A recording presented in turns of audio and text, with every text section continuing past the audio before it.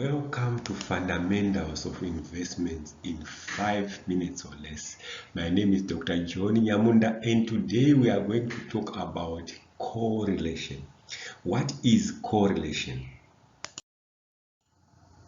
Correlation is the relationship in expected outcomes when you invest in two or more assets. Correlation is important when we talk of portfolio management, because that relationship between assets has an influence on the outcomes or on the expected return of the portfolio. So when we talk about correlation, we use what we call the correlation coefficient, which is a numeric value which measures the strength of a relationship between two assets. So the correlation coefficient can be between -1, which is negative correlation, and +1, which is perfect positive correlation. If the correlation is 0, it means there is no relationship. Let's look at what it looks like graphically. Perfect positive correlation is graphically represented hereby when asset A is about 2.5. The return for asset B is also about 2.5. When asset A return is about 7.5, return for asset B is about 7.5.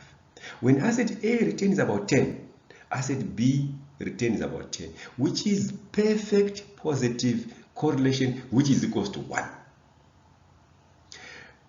In this, on the inverse, you can see perfect negative correlation when asset C is about 10, asset D return is about 1. When asset C return is down here about 1, asset D return is about 10, which is perfect negative correlation, which is equal to -1. But then there are situations where there is no discernible relationship, like in the case of asset E and asset F. In this case, the correlation is equals to 0. Let's go to the next slide to talk about the principles of diversification.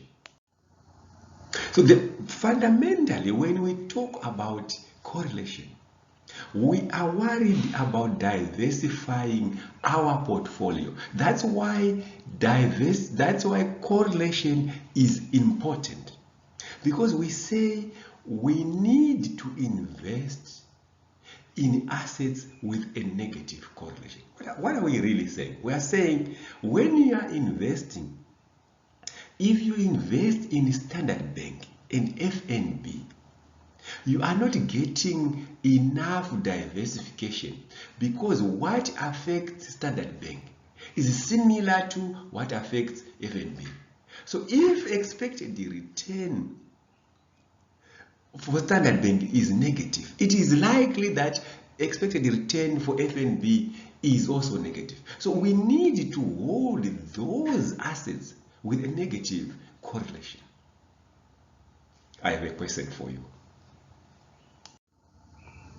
Actually, I have two questions for you. When diversifying to reduce risk, you should choose assets with positive correlation or with negative correlation. Make your choice and make an amendment or not before we discuss.